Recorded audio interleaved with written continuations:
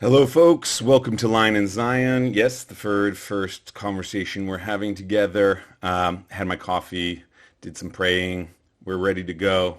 Just want to start conversations that need to happen, and we just don't have the people in the ranks, unfortunately, that are able to have these conversations in a public format. Case in point, last night interview with or debate with Shmuel Boteach and infamous Candace Owens. Infamous, she would love that. Just being calling her infamous. She's more like a mean girl that thinks she's really, really, really smart. I think Ben Shapiro had it right. Faux intellect. Maybe that's what bothers her so much.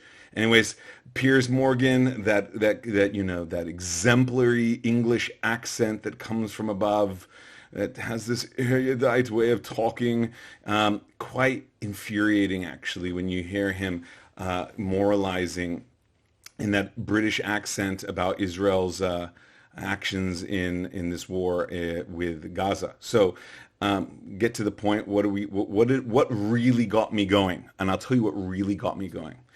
For the first time, we heard a new moral threshold in war. Shmuel Boteach, God love him. I kind of have a hard time listening to him, but he did give a very important fact, a fact that is undeniable, a fact. Things that Candace Owens loves to say. She loves facts. Why are you just going to sort of give us the pillory and not give us that facts? 1-to-1 kill ratio between civilian and combatant. Better than Mosul, better than Afghanistan, better than Korea, better than anybody who's ever fought a war before against an enemy that's planned it for 17 years, building more tunnels than the New York subway, or maybe not the New York subway, maybe the English underground, 500 plus kilometers. And they got their know-how from Iran. They got their money from all around the world. Yes, I'm sure that Israel pumped some money into Gaza thinking they could buy them off. Very, very, very upsetting. This is what happens when you play with terrorists and you think you can negotiate with them. That's another conversation, by the way.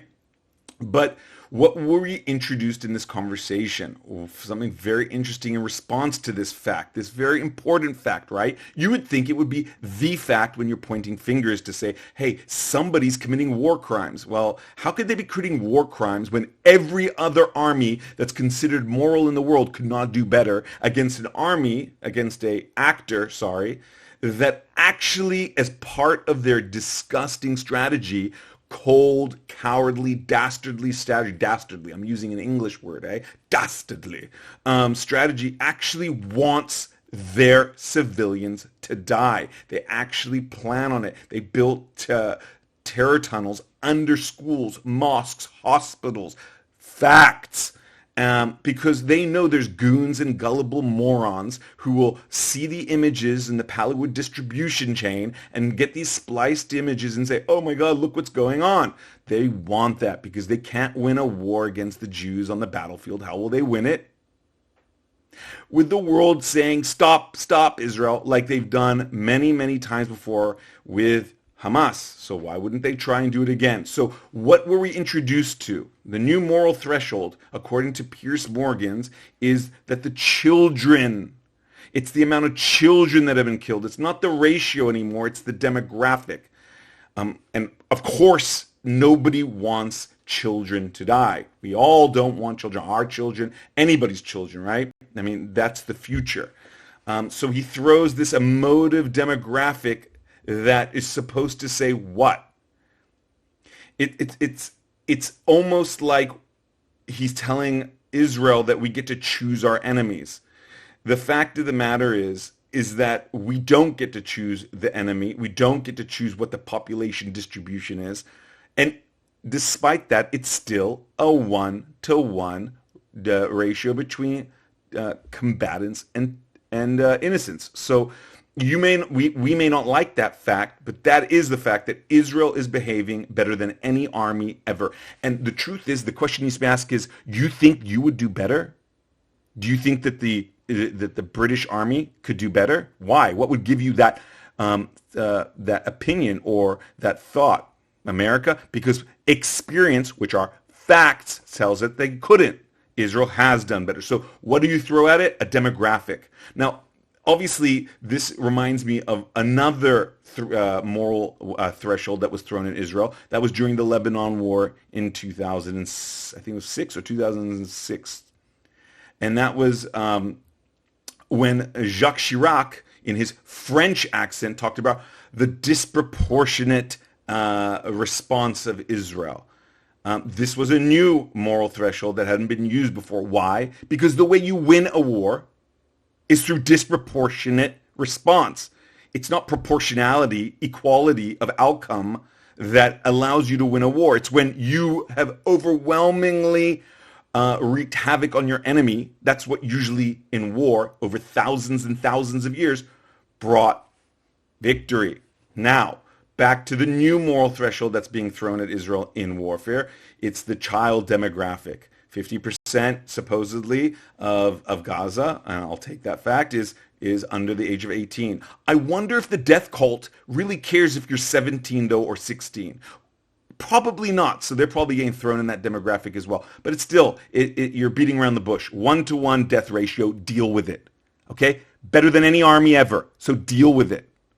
And the fact that, despite the fact that the enemy actually is trying to get their own civilians killed by hiding behind them, it's called human shields. Deal with it. Don't run away from that fact when you start pillaring Israel and pointing a finger and saying there's war crimes.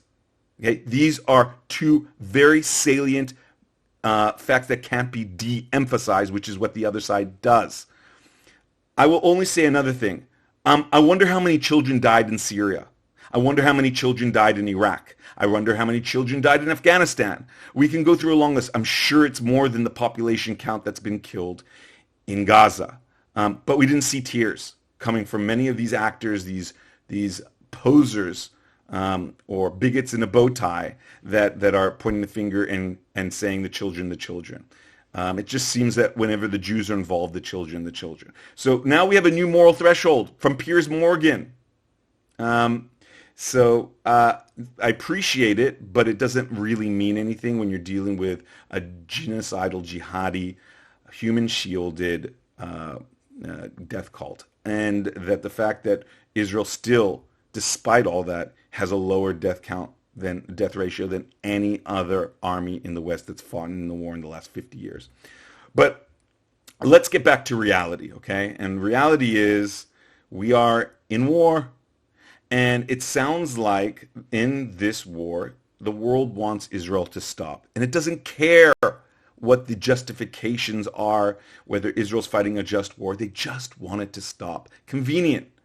It's very convenient for them, whether it's an election coming up and they just want the calm and quiet, whether it's the Europeans that are dealing with, let's put it this way, minority populations that are, let's say, less than civil, that this conflict has created sort of a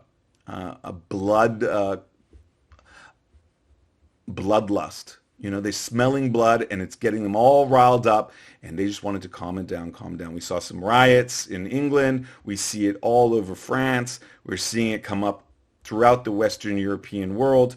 So that's their interest.